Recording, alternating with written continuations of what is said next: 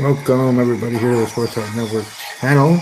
It's just here to the Monday Night Raw review for here, September 4th, 2017, Labor Day weekend, the end of the Labor Day 2-day weekend for people working, and the end of summer vacation for most kids there. Elementary high school, school starting tomorrow, going back to school for them. So, enjoy your last evening of freedom, quote unquote, back to the grind of school. I remember how that was in my days. But this Monday Night Raw, a holiday episode of Monday Night Raw here on Labor Day. So happy Labor Day to everybody out there that celebrates, acknowledges it.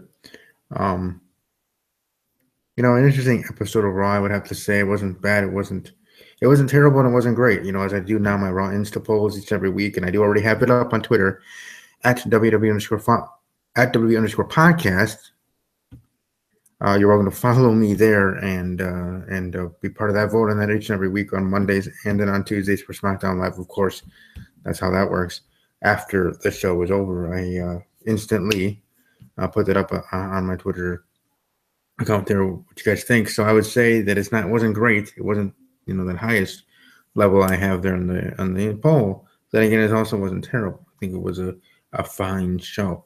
And they would have had to do for a holiday episode. But I am going to have a little bit of gripe of thinking of why WWE had the Intercontinental Championship match here, and mostly to get people to watch this Raw, right? The holidays with family, with visiting family, but more so than just your own family there with you. But so they have a title match to entice you, to get you to watch, which is fine. I know I and others watch because we have podcasts to do and review shows.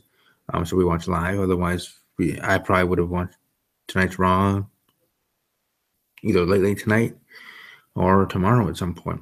But because of this, because I respect everybody, and because I like doing these reviews right after the show, like many others, like my friends, excuse me, my friend Joe Cronin Show does this right away. I do my reviews quick, fast, in a hurry. Be part of that. The Destroyer Pakana, he's saying, "Hi, I'm here. First one to like. Yay, I don't know how long I can stay. That's fine. See if you can stay for 10 seconds, 20 seconds, or the full whatever minutes this review is going to be. I greatly appreciate it. Thank you for the like. That's obviously appreciated even more so. But to my one grand prix that they have the Intercontinental Championship here at this Monday Night Raw, there's a holiday episode that in a way, some say it can be like a throwaway episode because it is a holiday one and because they're not going to have the viewership that they would have for other Raws or whatever due to that fact. And it's not because the show going into it people thought we were going to be bad. It's just holidays. Sometimes writers can take it easy, so to speak. So back to my gripe, having the IC title there and kind of drawing you in, kind of a bait and switch. I was like here on YouTube with misleading titles to videos. Crap, I can't even think of it off the top of my head what that's called, but you know what I mean. In that way to get you to watch there, like I actually saw today, on a YouTube channel of YouTubers that I really do enjoy, but I just get annoyed by that sort of stuff. Point being is for WWE Monday Night Raw, them having a title match, and knowing, at least I knew full well that the Miz wasn't going to be dropping the championship to Jeff Hardy, as much as that could have been cool, and maybe Jeff Hardy could be the next champion, but it just wasn't going to happen tonight. But they have this match still just to have it, because again, and to get people to watch. Okay. It is what it is. It worked. I'm sure it got more viewership than they probably would have if they didn't have a title match. And for some of the audience thinking, hey, maybe they might have it twice in a row. Remember last week we had Sasha Banks versus Alexa Bliss. And Alexa Bliss's rematch for the Raw Women's Championship, and Alexa Bliss won it back. So WWE's in that thinking and that kind of strategy and that promoting of this match of the IC title, saying, hey, you never know, it could happen 2 in a row. I didn't think so. Most didn't think so, but you never know. You still try to market it and have people watch and be interested in that way and have that intrigue for them to have that the IC title might actually change hands. as much as it probably wasn't going to, and in the end, it didn't. But in the end, I kind of wish they might have waited a little bit longer to have that and to it there. But it'd be what it be. Miz retained. We move on, right? But it was just a little rap that I wanted to start off the show with and this review with and just sharing what I thought there. And yes, I am alone right now. People are welcome to join. I see, hey, Lazy Booking Podcast. You can check them out. Lazy Booking Podcast here on YouTube, Lazy Booking PC. For those that are watching live right now, Destroyer Baccarat and others that might be here, welcome to just click right there. You take you right to the channel and subscribe there, check out their content, and go from there. So thanks for stopping by the Lazy Booking Podcast. But yes, I am alone right now. My team members, they have school tomorrow. They're starting their high school stuff tomorrow, so I'm sure they wouldn't be up to do a review. But Lazy Booking Podcast saying here, ladies division is awful, or women's division is, his opinion is saying is awful. I don't know if it's awful. It's certainly interesting. Which women's division do you think is better, Lazy Booking Podcast? Would you say that the Raw women's division or the SmackDown Live women's division is better? Now, I know you're talking about the ladies division in general, maybe just on Raw being awful, but which one do you think is best? And you're welcome to share your thoughts there in the live chat. But to me, I think it's interesting, especially here on Raw. Right on Raw, we have more of the channel, the best of the best in WWE in the women's division on Monday Night Raw. And that's how Vince McMahon would want it. And that's how it is with having Alexa Bliss and Sasha Banks on. Yes, you have Charlotte Flair over on SmackDown Live. To me, the best in the WWE today in the women's division. Again, just my opinion there. I know many would disagree strongly, but again, this is my opinion. But on Raw, you have more of a collection of great female talent there, with also other jumpers and others that are like Alicia Fox, and in that category. But then you got that on both sides. Point being is, I don't think it's awful. Again, I respect his opinion, but I just think that on Monday Night Raw and how things are being booked and how things went tonight, heading into the road to No Mercy, on the road to that next event here in the month of September. Certainly going to be interesting to me, as anything is interesting to me, of how it's all going to be and how everything's going to go down at No Mercy. And as everybody knows, and I'm sure Lazy Booking Podcast, and others that watch your Mounties Corner and Blue X Steven X, who have been on this show as well in the past, know how my infatuation and interest in multi-superstar matches. So having a fatal four-way for the Raw Women's Championship at No Mercy, music to my ears. To some, they hate multi-superstar matches or dislike it strongly, let's just say, like BC Amplified and some others that I know as friends here on YouTube that talk pro wrestling. And that's fine. Again, I respect people's opinion. But just to me, I enjoy it because it has the most uncertainty. It has the more intrigue. And going into it, whether you're just talking with your friends or hearing a podcast, which to me is an extension of talking with your friends about pro wrestling each and every week, almost each and every day on this channel here, Sports Talk Network. Anybody could make it their case that this superstar could win in the multi-superstar match. And in this case, for the multi-women match we're going to have for the Raw Women's Championship at WWE No Mercy here in September, you make your case. Yes, even those can make their case that Emma could walk out No Mercy as the Raw Women's Champion. As crazy and ludicrous, and as much maybe people would bash that person for even thinking Emma would win, you can make a case. Or you can make a case for Nia Jax, of course, Sasha Banks, obviously, and Alexa Bliss to retain her freaking title, which I think is the most sense. But again, to each his own. But to me, I think that makes it more intriguing having those type of matches more often than even having one-on-one matches. Now, I do see the people's argument in why one-on-one matches for titles, women's title or otherwise, are better than having multi-superstar matches for said championship, whatever championship we're talking about. But it'd be what it be. Oh, and I'll see you later, Destroyer Baccarat. Thanks for stopping by. And hopefully I'll still be on here when you're able to return. But this to me is be, shall be, could be, can be matches that are multi-superstar matches can even take over the night. Be the best match on the main card in the pay-per-view event. But as for the Raw Women's division overall, I think it's certainly getting better. And I would think to believe most of the WWE Universe would believe that how both brands are booking their women's division, it's it is less to be desired, and more can be done to make it stronger, better, and make it as great as it can be. But as it is right now, construction and how things are going for both brands, in my opinion, I think it's doing well. And yes, hopefully someone does join me. Like I said, my team members, they're high schoolers. They're certainly getting ready for that. So I reached out to some others, but as of right now, it's still one-man band. But anyways, let's move on to just talking overall on Monday Night Raw. Starting off actually with a match, which is a nice change of pace. Having John Cena going one-on-one with Jason Jordan. And they even showed John Cena when he was turning out on SmackDown, that infamous match with Kurt Angle.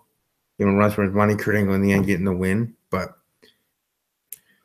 almost in the same way, here's his 2017 versus Jason Jordan doing pretty well, showing his John Cena and them actually having a pretty good match back and forth. And John Cena in the end, yes, did get the W. And now I'm sure I hopefully hope that there was only a very, very small fraction of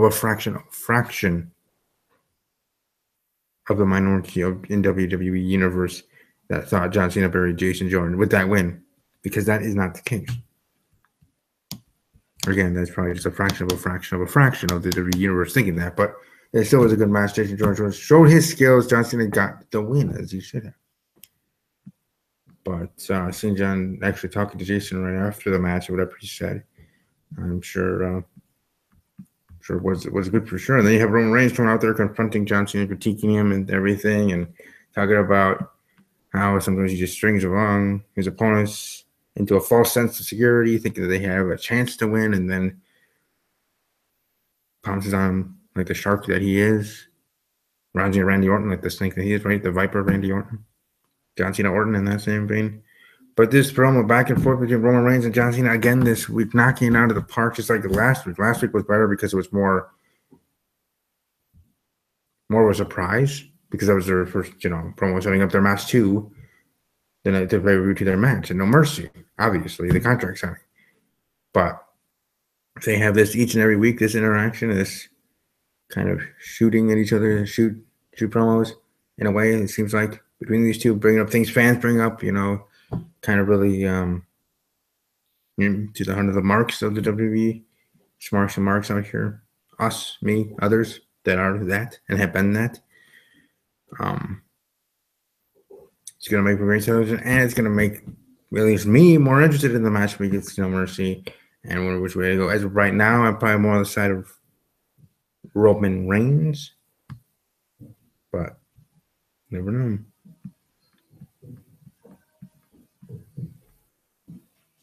Cesaro and Sheamus defeating Heath Slater and Rhino. Not much to say about that. The Miz defending his championship against Jeff Hardy. For him. Enzo Amore, Cedric Alexander, and Grand Metalik defeating Noam Dar, Tony Nese, and Drew Gulak. I can speak there. There, as they always have, cruiserweight division, one match, 6-man type of match.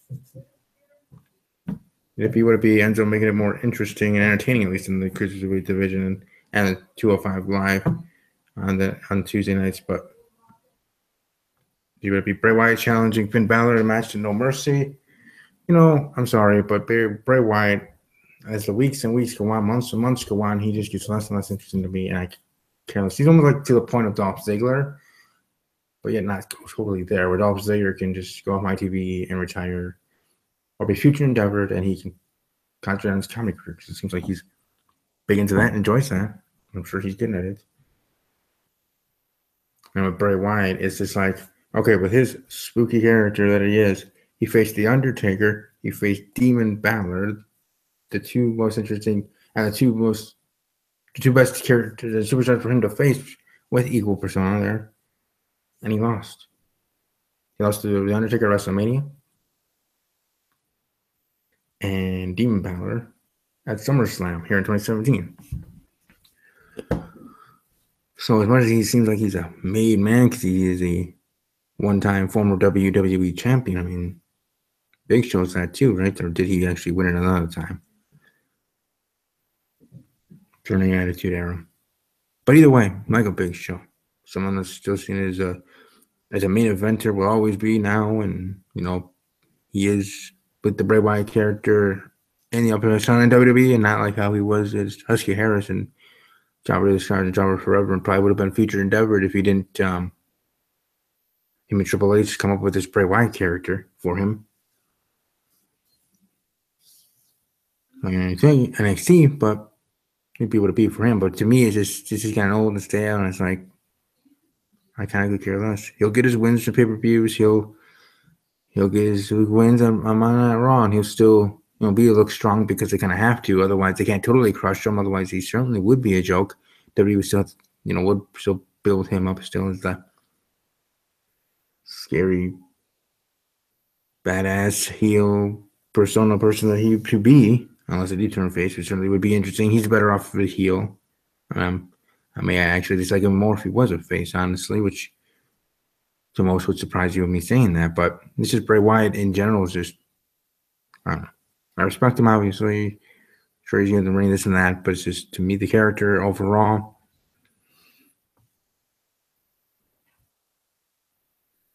Sorry, just getting annoyed with it. Just roll my eyes every time he's on Titantron doing his promos, because all I can think of is his lost to The Undertaker, lost to Demon Balor. Really not doing much besides actually winning the WWE Championship, which to me was a surprising thing that happened when it did.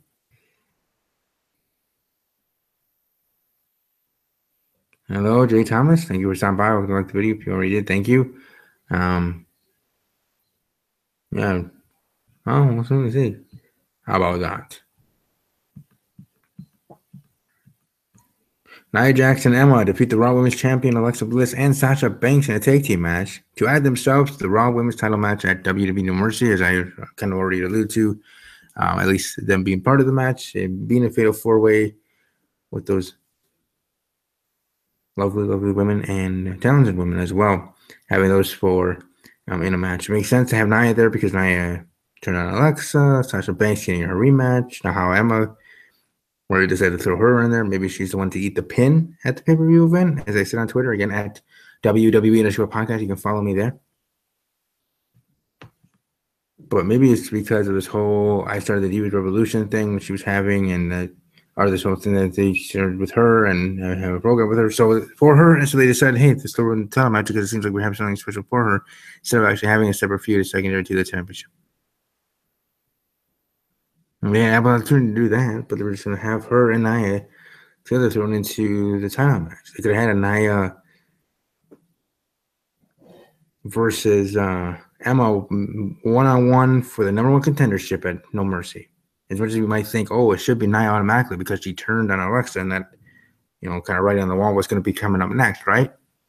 Okay, that still could be it. And most of us in the WWE universe that follow that intently, backstage and otherwise, into business of WWE would know that. But still, for those that are younger fans or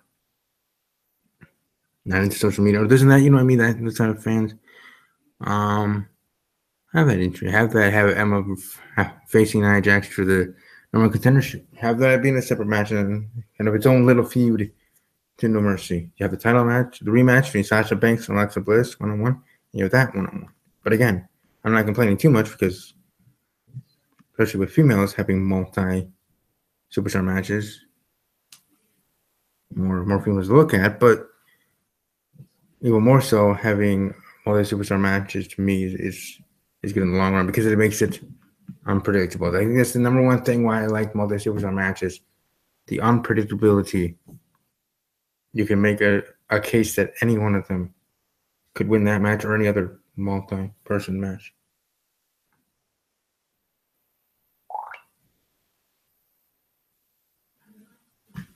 But as soon as you see how things go there. Raw Tag Team Champions Dean Ambrose and Seth Rollins defeated Luke Gallows and Carl Anderson. Good match there. You see, was Dean Ambrose and Seth Rollins in the W. Still awesome to see them with the Raw Tag Team Championships. Hopefully they hold on to that for a little bit longer, of course. And you have Sheamus and Cesaro involved in the match after as well, actually attacking the club. Their themselves, and then having a stare down between them and the tag team champions, Raw tag team champions there at the end. Yeah, Emma might need to choose a song. Jay Thomas saying here in the chat, Emma needs to choose a song. She had like 3 different songs. Yeah, I liked her first one, but then again, that was when she was a face with Santino Marella. That one, that entrance and that theme song. But now she's a heel, and I think that won't work. But that one was my favorite theme of hers overall. Then we have the main event of Monday Night Raw. Big Show, Braun Strowman cage match. Braun getting the win, of course. Big Show was taking the L and just beefing up the resume and away for Braun Strowman heading into No Mercy to face Brock Lesnar for the championship. So that's when that one happening as the main event. And like I said, I really wish I had my team members or others to join me here in these reviews to have other people's opinions. But I guess I'll get their thoughts on Raw when we get to Thursday for Steve's Wrestling Ramble, and they'll let me know what they thought of Raw and SmackDown at that time in the day. So, especially Mark Rambo, who seems to be MIA during the week and here for the pay-per-views, reviews, and predictions. So hopefully I have him back as well. That's pretty much Monday Night Raw. Like I said, my Insta poll is on Twitter. Welcome to go over there and vote what you thought of Monday Night Raw with all the 4 possibilities right there. If you want, you can retweet it and let other people know. Get more people to vote there. Let me check before I go off air how the voting is going right now. Again, it's really early, obviously, since I just started at like 10 minutes past 10 when the show ended here Central Time. If this thing can load a little bit faster in my computer. But yes, I did ask, how did you think of Monday Night Raw? I'm going to read you one. 11 votes already, so that's awesome. 11 votes. We have 18% for great, 36% for good, 27% for okay, and 19% for terrible. Actually, let me share that so people know that's actually what it be.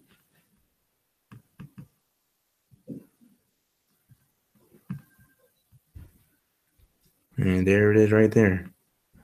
How did you think of this Raw did tonight? Welcome to retweet to share if want to. Or if want, hashtag WWE. 80% great, 36% good, 27% okay, 19% terrible, 11 votes, 23 hours left, as you can see right there, of course, in the voting. So I just wanted to share that here before we go off air. Thanks to everybody watching live and those that will be watching when the video is archived to the channel. I will be back here tomorrow night, 10 p.m. Central, 10 p.m. Central, 11 p.m. Eastern for SmackDown Live, as I do every week. Wednesday, then I have my NFL podcast, Talking Packers with Steve, with the NFL heading into week 1 of the NFL season, which actually starts the next night, on Thursday night. New England Patriots facing up against the Kansas City Chiefs in New England. So Jay Thomas's team kicking off the season because, heck, they're the Super Bowl champions. They deserve to kick off the season, as seems to be the new thing, the new annual thing for Super Bowl champions to kick it off. It actually started off with having the tradition of the Super Bowl rematch being the kickoff to the next season, and then find a way to put that in each of their schedules, having that the kickoff for the season. Now it's just at least the Super Bowl champions having the night to themselves, the only show in town, the only game on television, and then having a home game. So that's double awesome, because then they can set the banner to their home fans. They're raising the banner of being Super Bowl champions. So congratulations to the New England Patriots, the reigning, defending NFL champions, Super Bowl champions of 2016, now heading into the 2017 season to defend it. Then they go back-to-back, because the last time an NFL team went back-to-back Super Bowls, it was Jamie Thomas, her New England Patriots that did so. 2002, 2003, I do believe. So I'll talk about that on Wednesday night, of course, and my predictions for week 1 to include my Green Bay Packers. Then Thursday, Steve's Wrestling Ramble with Mark Rambo and Kyron Chase, along with others, hopefully. Real deal. Jason Steele may as well be part of it. And Mounty's Corner. So have the guys, have the bros part of the episode as well. So again, hope everybody has a great rest of their evening, great day tomorrow. Stay safe, have fun, and above all else, as always, take care.